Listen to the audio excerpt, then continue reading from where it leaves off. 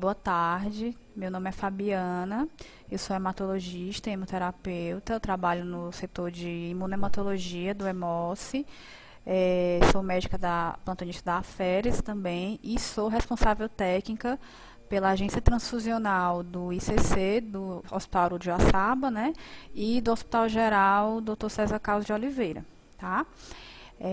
Hoje eu vou falar com vocês sobre o terceiro capítulo do Marco Conceitual e Operacional da Hemovigilância, que é sobre a hemovigilância do receptor de transfusão de sangue, certo? Pronto. A transfusão de sangue é um método terapêutico, um dos mais praticados no mundo todo, certo? E ela é bastante eficaz quando bem indicada. Pode ser de origem autóloga, quando o receptor e o doador são a mesma pessoa, ou alogênica, quando esse sangue vem de um hemocentro, vem de outros doadores, certo? E as reações adversas que podem ocorrer devido à transfusão são chamadas de reações transfusionais. E o que é a reação transfusional? A reação transfusional é um efeito ou resposta indesejável observada em uma pessoa, associado temporalmente com a administração de sangue ou hemocomponente, certo? E ela pode ser classificada quanto ao tempo do aparecimento do quadro clínico, certo? Quanto à gravidade, quanto à correlação com a transfusão, se descartada, se confirmada, e quanto ao diagnóstico da reação, tá? Em relação ao tempo de aparecimento do quadro clínico laboratorial, ela pode ser imediata, quando a ocorrência da reação transfusional, ela ocorre, né, durante a transfusão ou até 24 horas após o seu início, e ela tardia quando essa ocorrência é após de 24 horas do início da transfusão. Quanto ao tempo de aparecimento ainda, né, não existe um limite, um tempo limite máximo, tá, que a gente pode determinar, ou seja, ela tem um tempo a partir de 24 horas para ser tardia, mas não existe um limite, tanto que algumas transmissões de doenças e sensibilização à aula antígena, ela pode ocorrer até anos após a transfusão suspeita, tá bom? Tem trabalhos que mostram a ocorrência de reações hemolíticas tardias até 90 dias após a transfusão, e sempre que houver um quadro clínico laboratorial que possa ter como fonte uma transfusão sanguínea, o profissional ele tem que usar os meios diagnósticos disponíveis para esclarecê-lo sempre. Quanto à gravidade da reação transfusional, ela pode ser leve, quando não tem aquele risco à vida, tá bom? Pode ser requerida uma intervenção médica, mas a falta desta não vai resultar em danos permanentes ou comprometimento de órgão ou função daquele paciente, tá? De grau 2, quando é moderado, tem uma morbidade a longo prazo, né? Tem a necessidade, o que acontece, em decorrência da reação transfusional, pode haver uma necessidade de hospitalização ou prolongamento desta, uma deficiência ou incapacidade persistente ou significativa, né, com necessidade de intervenção médica ou cirúrgica para evitar danos permanentes ou comprometimento de órgão ou função. O grau 3 já é uma reação grave, que existe ameaça imediata à vida, certo? Sem óbito atribuído à transfusão, e a intervenção médica ela é exigida para evitar o desfecho fatal, para evitar a morte. E já quando a gente classifica com grau 4, é quando existe o óbito atribuído à transfusão. Quanto à correlação com a transfusão, a gente pode ter uma correlação confirmada, quando ela é definitiva, é certa, né? A investigação concluiu que tem evidências claras, né, sem qualquer dúvida acerca da correlação com a transfusão, daquela reação. Quando ela é provável, a investigação concluída ou ainda em curso, ela apresenta evidências, né, um quadro clínico, laboratorial, com um vínculo temporal, que elas indicam a correlação com a transfusão, mas há dúvidas para a sua confirmação. A possível é quando a investigação já concluída ou em curso tem evidências também que indicam a correlação dos sinais e sintomas a outras causas, mas mesmo assim a correlação com transfusão ainda não pode ser descartada. Improvável é quando a investigação concluída ou em curso, ela tem evidências que indicam a correlação desse evento com outras causas, mas ainda há dúvida para sua exclusão. E descartada quando a investigação já concluída, ela apresenta evidências que indicam claramente a correlação com outras causas e não a transfusão. Inconclusiva é quando não encontrou evidências suficientes para confirmar ou descartar a correlação com a transfusão. E o marco conceitual, ele pontua 19, na verdade 17 diagnósticos de reações transfusionais, que a gente vai pontuar um a um a partir de agora, tá? O primeiro, ele fala da reação febril não hemolítica. A definição de caso de reação febril não hemolítica precisa ter uma febre com a temperatura superior a 38 graus, com aumento de pelo menos 1 grau em relação ao valor pré-transfusional, certo? Tem que ter esses dois dados, ou tremores e calafrios durante a transfusão, ou até 4 horas após, tá? E a ausência de outras causas, como contaminação bacteriana, reação hemolítica ou outras, tá certo, gente? Essa é a definição de caso. Podem ocorrer também náuseas, vômitos e cefaleia, e muitas vezes sintomas podem exceder espontaneamente, tá? Lembrando um pouco aqui da aula de reação transfusional, a reação febril não hemolítica, ela é uma reação imunológica, mas não é contra antígenos eritrocitários, certo? O paciente normalmente tem anticorpos contra antígenos do doador, de leucócitos, de granulócitos ou antígenos plaquetários, tá certo? Tem uma relação antígeno-anticorpo, que vai ativar complemento, liberar citocinas, ativar macrófago, levando à liberação de pirógenos, levando à liberação de citocinas, que vai combinar com a febre, tá certo? Em alguns casos, as bolsas estocadas podem já ter essas citocinas que foram desprendidas desses outros tipos celulares, né, de leucócitos, e desencadear a febre, certo? É um diagnóstico de exclusão, tá? Na conduta, a gente vai sempre suspender a transfusão, se ocorrer durante a transfusão, não vai reinfundir, tratar sintomaticamente com antitérmico, meperidina em caso de calafrio, e a prevenção é a leucorredução dos hemocomponentes, e em alguns casos a gente pode até fazer pré-medicação, tá? Pronto. Aí, aqui é o quadro que tem no marco, como ele correlaciona o evento com a reação transfusional. A gente confirma a reação febril não hemolítica quando não tem nenhuma outra causa que possa explicar os sinais e sintomas descritos na definição de caso, tá? A gente conseguiu excluir contaminação bacteriana, reação hemolítica ou outras condições. É provável, quando a investigação concluída ou em curso, ela apresenta evidências que indicam a correlação com a transfusão, mas mesmo assim existem outras causas que podem explicar esses sinais e sintomas descritos na definição do caso. É possível, quando a investigação também concluída ou ainda em curso, ela apresenta evidências que indicam a correlação dos sinais e sintomas da definição de caso a outras causas, mas mesmo assim a gente ainda não consegue excluir a transfusão como causa. Improvável, quando já tem alguma evidência clara de que está relacionado com outras causas, né? Mesmo sem poder descartar a transfusão. Inconclusiva, quando a gente não tem dados suficientes para confirmar ou descartar a correlação com transfusão. E descartada quando já tem uma evidência clara de que esse evento foi provocado por outra causa, como contaminação bacteriana ou outro tipo de reação, ou ainda associada à doença de base do paciente, tá bom? A reação alérgica, que também é muito comum. A definição de caso é quando existe uma reação de hipersensibilidade durante a transfusão ou até 4 horas após. Estão presentes 2 ou mais os seguintes sintomas: pápulas, prurido, urticária, edema labial, de língua, de úvula ou periorbital, conjuntival, tosse e rouquidão, tá?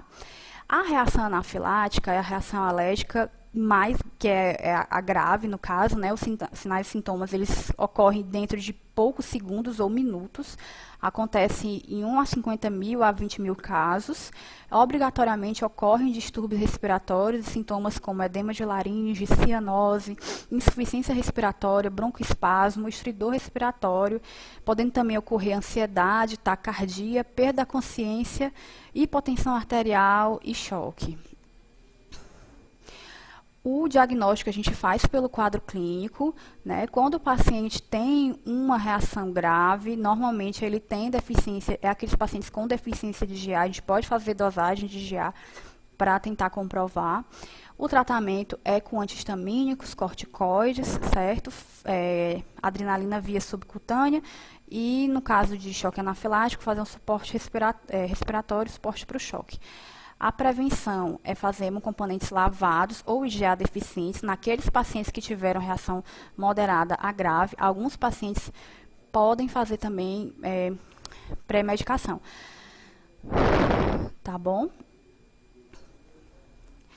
Pronto. E, de acordo com o tipo de correlação, a gente confirma a reação alérgica quando não há evidência de outras causas, né, ambientais, alimentares ou medicamentosas, que possam explicar esses sintomas alérgicos descritos na definição de caso.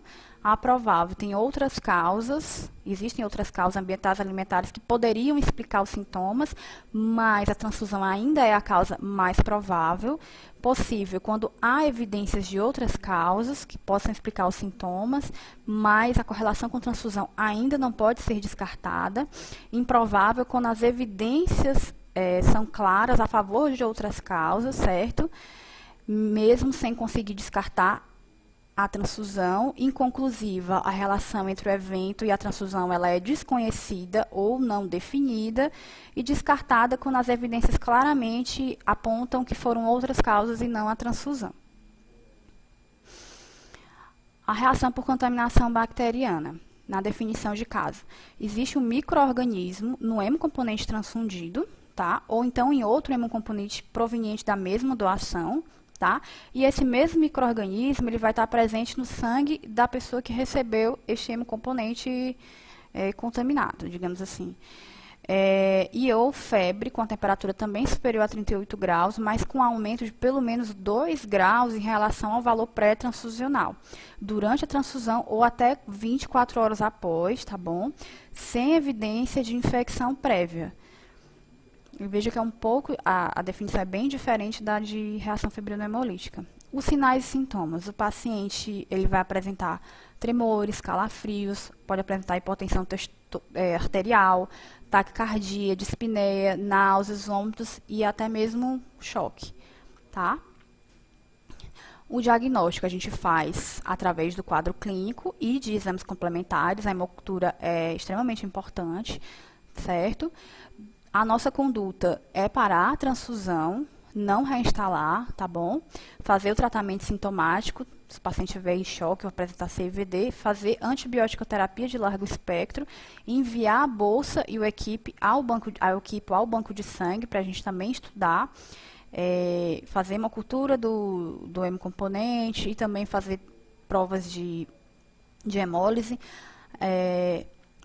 de reação hemolítica imune, desculpe, até porque a reação hemolítica aguda e a reação febril hemolítica, elas estão no diagnóstico diferencial. Outras doenças infecciosas. Além de doenças bacterianas, né, outras infecções podem ser transmitidas pelo sangue, como a gente sabe. A definição de caso é a infecção pós-transfusional por vírus, parasitas ou outros agentes infecciosos que não bactérias, nesse caso, sem evidência da existência dessa infecção antes da transfusão, tá bom? E também quando não pode ter outra fonte alternativa de infecção, no caso, tá? E o doador, ele apresenta a evidência da mesma infecção que o receptor apresentou, a soroconversão, no caso, ou o hemocomponente transfundido no receptor apresenta evidências do mesmo agente infeccioso. A gente sabe que hoje em dia houve uma drástica redução na transmissão de outras doenças infecciosas pelo sangue, porque nós temos uma seleção de doadores no mundo todo muito que foi muito aprimorada, né, pela nossa triagem, os exames sorológicos e os exames de biologia molecular nos permitiram detectar mais precocemente essas infecções no sangue dos doadores, certo? Hoje em dia, sem dúvidas, nós temos o sangue mais seguro de todos os tempos, mas a gente não pode esquecer que ainda existem micro-organismos desconhecidos, existem doenças que ainda vão ser descritas, né?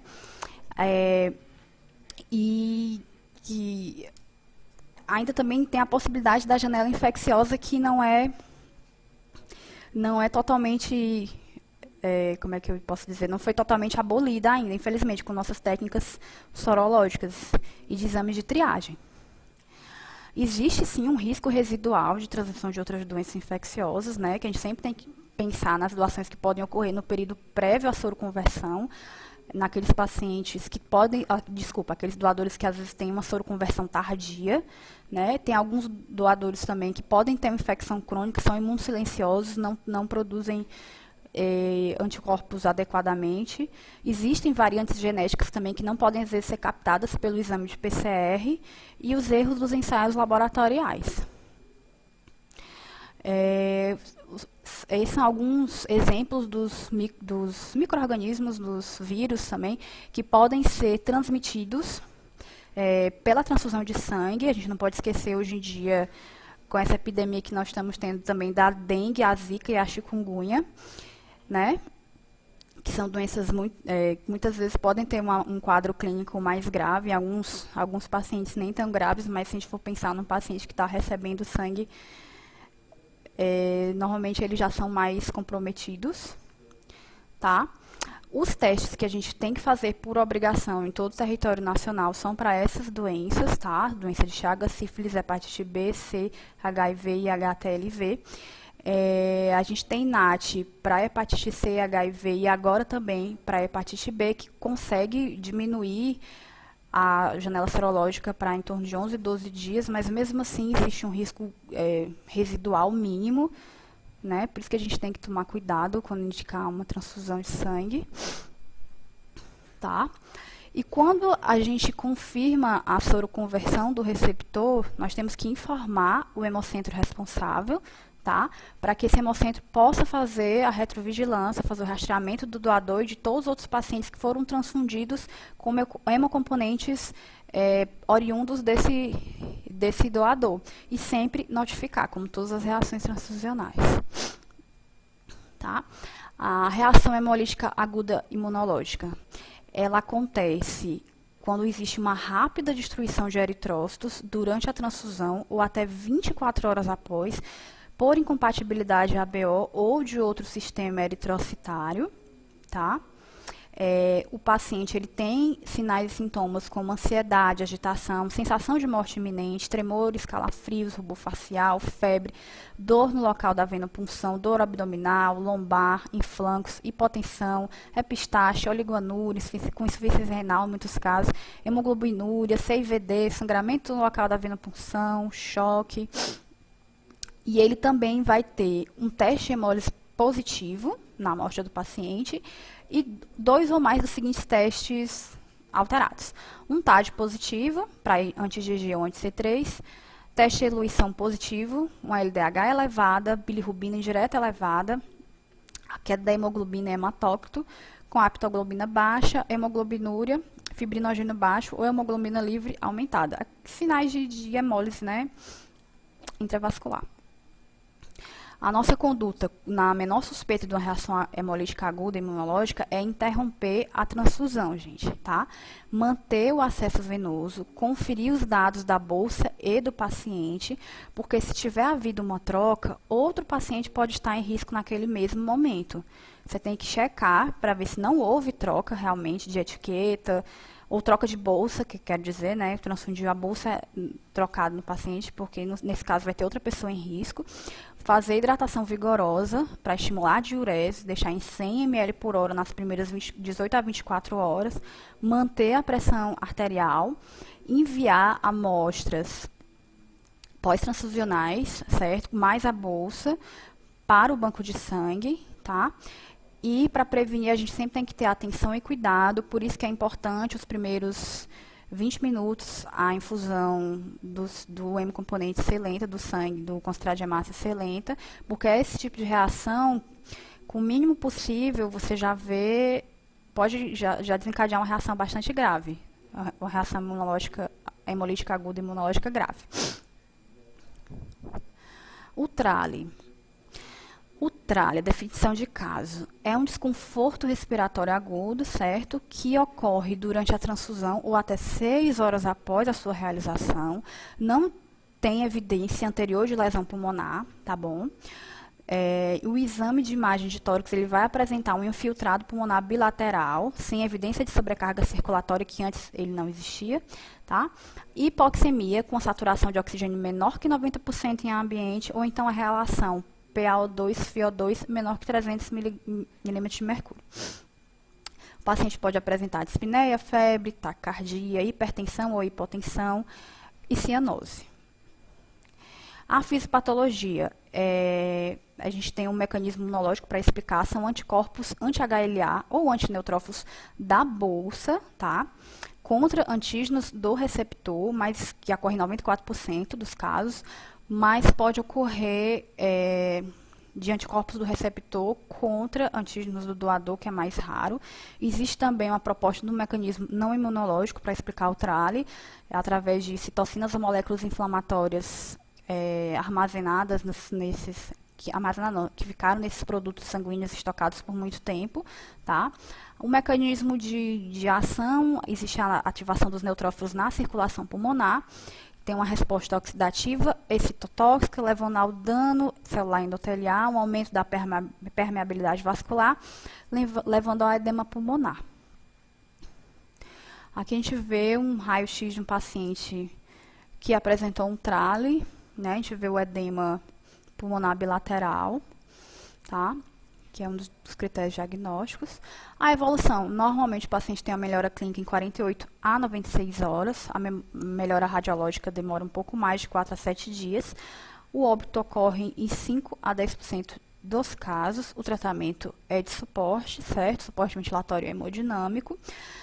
Para prevenir, a gente tem que excluir os doadores envolvidos em casos de TRALI, tá? Não utilizar plasma de doadoras multigesta e não utilizar plasma de doadores que já foram transfundidos. Esses plasmas, eles têm maior risco de ter anticorpos, né? E pronto. A reação aguda não imune, hemolítica aguda não imune, ela acontece quando? Quando tem um caso de hemólise durante a transfusão ou até 24 horas após, com ou sem sintomas clínicos significativos, tá? Sem evidência de causa imunológica, tá? Com presença de hemoglobina livre no plasma, hemoglobinemia e ou na urina, com hemoglobinúria, e ela acontece normalmente devido a aquecimento excessivo do concentrado de hemácia, congelamento inadvertido, contato com outras soluções incompatíveis que podem acabar provocando essa hemólise, né?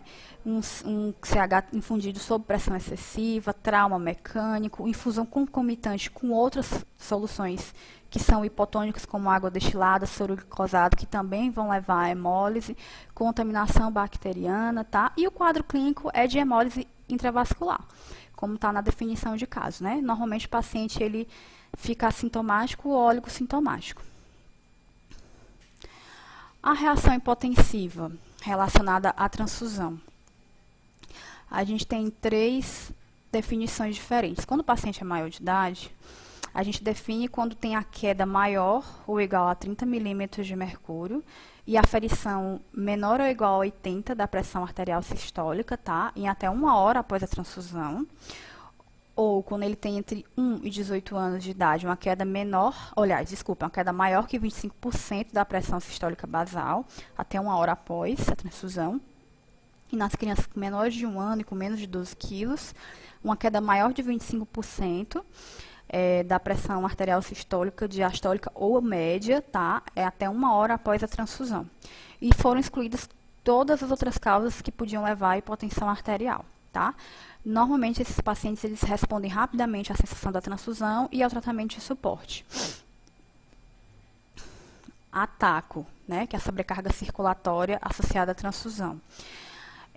Como é que acontece? O paciente tem um edema pulmonar durante a transfusão, ou até 6 horas após, certo? Apresentando pelo menos das quatro características abaixo. Insuficiência respiratória aguda, ortopneia, dispneia, tosse, taquicardia, hipertensão arterial, achados de imagem de edema pulmonar, evidência de balanço hídrico positivo, aumento da pressão venosa central, insuficiência ventricular esquerda e aumento de peptídeo natriurético tipo B, o BNP. O diagnóstico é clínico, né? O tratamento é sentar o paciente, oferecer oxigênio, fazer o diurético e a gente previne fazendo transfusões mais lentas, fracionadas ou mesmo diurético e sempre respeitando cada paciente, né? Para subir 1 grama de hemoglobina, a gente aprende que faz um concentrado de hemácia, mas o volume do concentrado de hemácia em relação com o peso do paciente influencia bastante também. Cada 4 ml por quilo de peso, a gente consegue subir em 1 grama o nível de hemoglobina, ou seja, uma paciente de 40 quilos, se ela fizer um concentrado de hemácia inteiro, ela vai subir muito mais do que 1 grama, entendeu? E pode ter uma sobrecarga circulatória, se ela for idosa, se ela tiver outras comorbidades, né? A gente tem que prestar um pouco mais de atenção nisso também. A correlação, a gente confirma quando tem evidências claras da correlação com a transfusão, certo?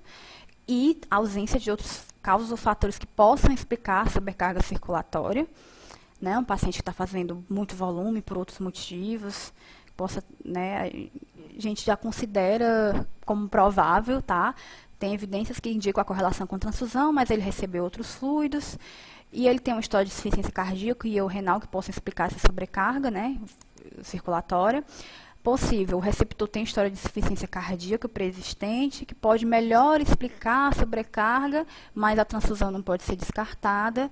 Improvável, quando a investigação em curso ou já concluída, ela apresenta evidências que indicam a correlação da reação a outras causas, mas ainda há dúvidas para a exclusão da transfusão.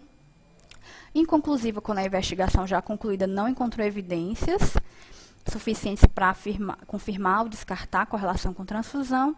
E descartada quando a investigação já concluída apresentou evidências que indicam claramente que o evento está associado a outras causas.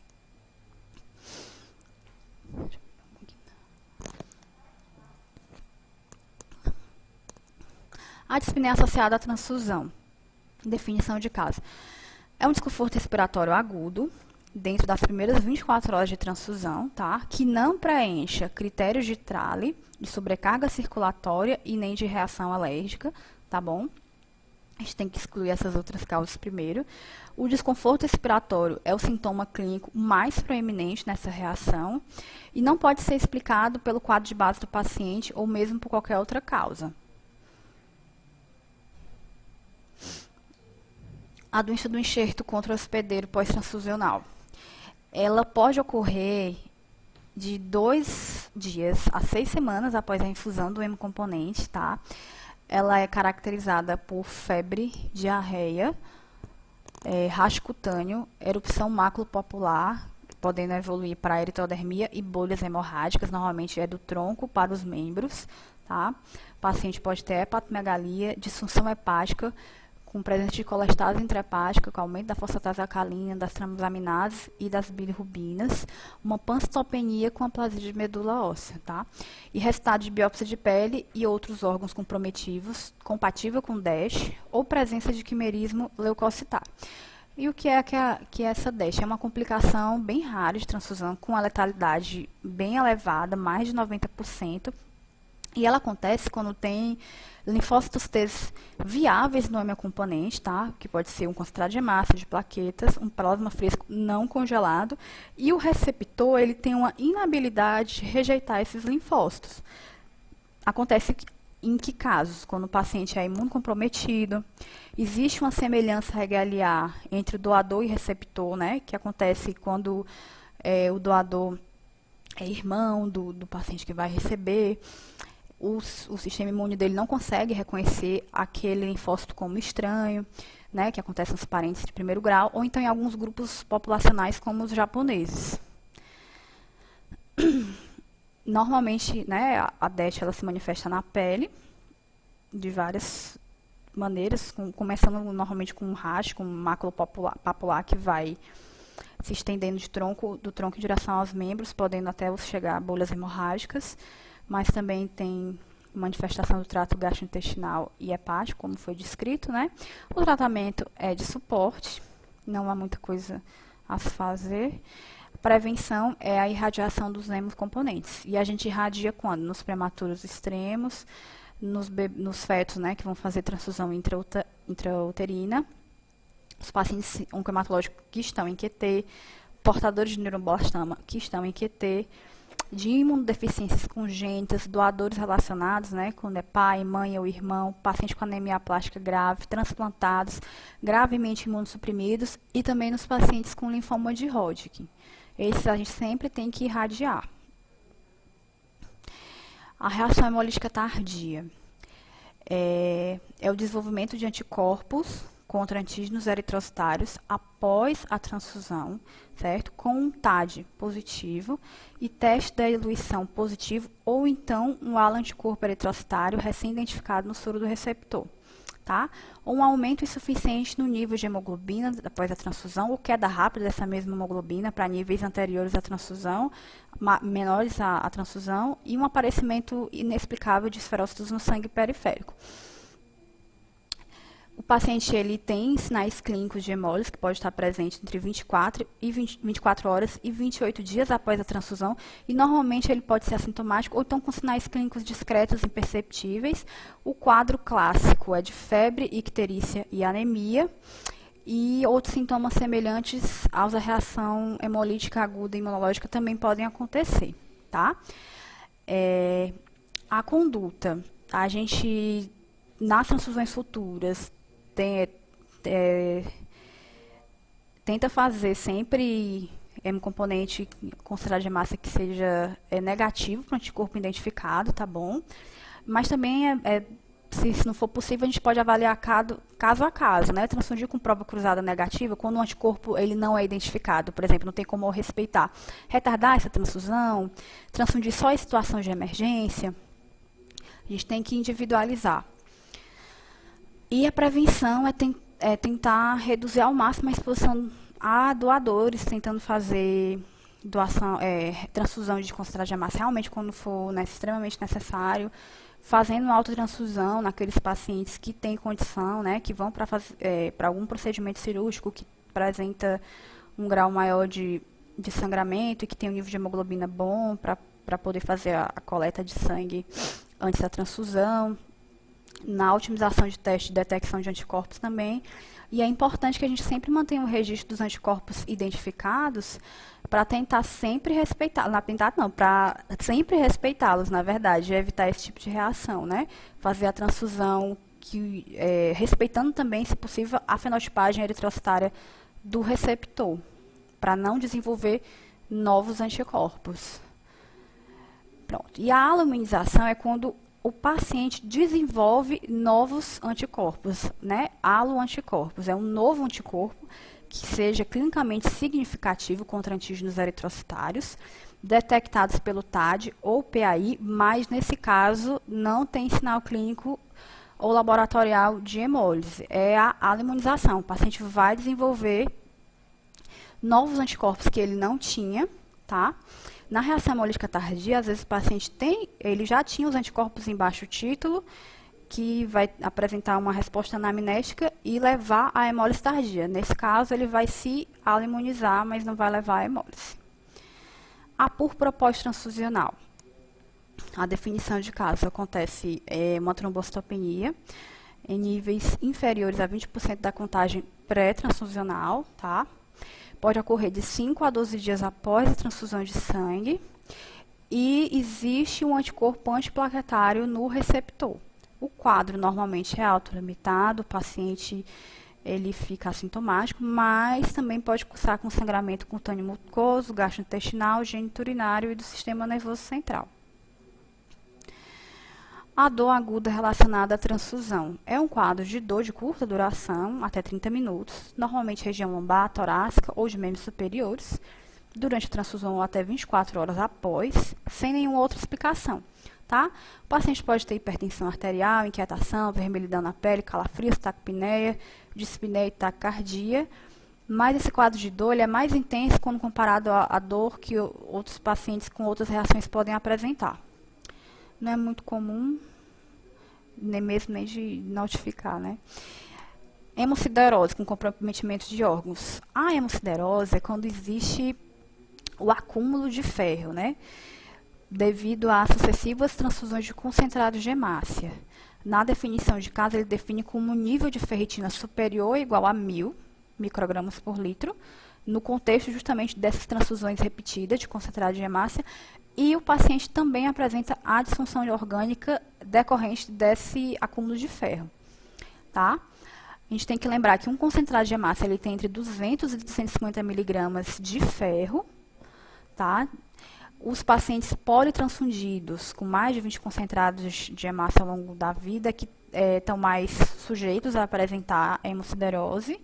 E o quadro clínico vai depender do órgão afetado. O ferro ele se acumula no fígado, no coração, nas glândulas endócrinas, na pele. O tratamento a gente faz com quelantes de ferro. Os distúrbios metabólicos. Quando tem uma evidência clínica de distúrbio metabólico, por exemplo, hipocalcemia, hipercalemia, alcalase metabólica, na ausência desses mesmos distúrbios na doença de base, tá? E com confirmação laboratorial. Muitas vezes esses distúrbios metabólicos eles podem acontecer naqueles pacientes que fizeram transfusão maciça, em pacientes que chegaram na emergência com sangramento importante e tudo. As outras reações imediatas, ele define como um quadro clínico laboratorial com aparecimento durante a transfusão ou até 24 horas, que mesmo após toda a investigação a gente não consegue classificar em nenhuma das reações descritas, tendo excluído outras causas que não relacionadas à transfusão, tá bom? E as outras tardias são aquelas que acontecem após 24 horas de transfusão, que mesmo após a investigação a gente não consegue classificar e nenhuma das que foram descritas e nem excluir outras causas que não relacionadas à transfusão. Quando a gente presencia uma reação transfusional, a gente tem que comunicar e notificar esses eventos adversos, né? O marco, ele define a comunicação como a transmissão da informação sobre a ocorrência desses eventos adversos relacionados aos produtos de interesse sanitário, aos procedimentos técnicos e terapêuticos, doadores e receptores de sangue e componentes. Ou seja, aconteceu, tem a suspeita de reação transfusional, você tem que comunicar, em alguns casos, dentro das primeiras 72 horas, tá bom? Ao serviço de hemoterapia, à vigilância sanitária local, seja municipal ou estadual, e a outros serviços de saúde, empresas ou fabricantes de produtos que possam estar estar implicados com esse evento, tá? E os meios para você comunicar de imediato por telefone, e-mail eletrônico, mensagem celular, fax, mas posteriormente essa comunicação tem que ser feita formalmente. Eu estou falando de comunicação, que é diferente da notificação. A notificação é você informar a autoridade competente do Sistema Nacional de Vigilância Sanitária, informar a Anvisa, tá? Por meio do sistema eletrônico informatizado, que é o NotiVisa, sobre a ocorrência desse evento. Tá? Excepcionalmente, essa notificação ela pode ser feita por outro meio documental, como fax, meio eletrônico, físico ou outra, mas obrigatória, a gente tem que lembrar que é obrigatória a notificação de todas as reações transfusionais no NotiVisa, as confirmadas, as possíveis, prováveis, tá? E inconclusiva também. Quando você suspeitar, você tem que notificar, tá certo? Pronto, a comunicação, ela, como eu tinha falado, ela tem que ser realizada ao serviço de hemoterapia, produtor daquele hemocomponente e autoridade sanitária, tá? E ela é condicionada ao tipo de reação transfusional ou à sua gravidade, como mostra nesse quadro aqui. A contaminação bacteriana, transmissão de doença infecciosa, o TRALE, a relação hemolítica aguda imunológica e o óbito atribuído à transfusão relacionado a qualquer reação transfusional, ela tem que ser comunicada dentro, esses eventos, tem que ser comunicados dentro das primeiras 72 horas, seja por fax, telefone, e-mail eletrônico, certo? À Vigilância Sanitária Municipal ou Estadual, tá certo? E ao Serviço Produtor de Hemocomponente, isso é a comunicação, tá bom? E o OB, a notificação, a gente notifica todas as reações, mas dentro das primeiras 72 horas eu tenho que notificar o óbito atribuído a quaisquer reações adversas à transfusão, tá? Na ficha específica, no respectivo sistema informatizado do Notivisa. Cada hospital tem a sua ficha de notificação, certo? Se você não conseguir notificar imediatamente, você pode comunicar, mas lembrar que as outras reações transfusionais, a gente tem um prazo de até o 15º dia útil do mês subsequente à identificação do evento, para notificar na ficha específica, tá bom? E notificar o Notivisa também. A gente não pode deixar de notificar, gente. Todas as reações transfusionais têm que ser notificadas. A gente tem que comunicar em 72 horas essas que estão listadas no quadro, tá certo? E o óbito, que tem que ser notificado em 72 horas, mas sempre tem que comunicar à Vigilância Sanitária e ao Serviço Produtor do Hemocomponente. É muito importante também para a gente conhecer o nosso serviço e saber como anda a nossa produção também, né? E nosso aproveitamento. Ops, vixe, opa. Pronto. A investigação das reações transfusionais, elas tem que acontecer no serviço onde ocorreu, né? A reação transfusional, tem que haver o registro em prontuários e a comunicação e a notificação, como eu falei. E o serviço de hemoterapia, produtor do hemocomponente, ele tem a obrigação de fazer a retrovigilância quando existe detecção de doenças infecciosas transmissíveis por transfusão, quando tem uma soroconversão em algum paciente. Ai, meu Deus. Pronto. E para finalizar, quando você identificar uma potencial reação transfusional, tá? Se você suspeitar de reação transfusional, interrompa imediatamente a transfusão, salvo em caso de reação alérgica leve, tá? Comunicar o médico assistente na hora também, manter o acesso venoso com soro fisiológico a 0,9%, conferir a identificação do produto e do paciente, checar os sinais vitais do paciente, coletar exames, amostras pró-transfusionais para testes, registrar todas as ações no prontuário e nunca esquecer de comunicar e notificar o serviço de hemoterapia.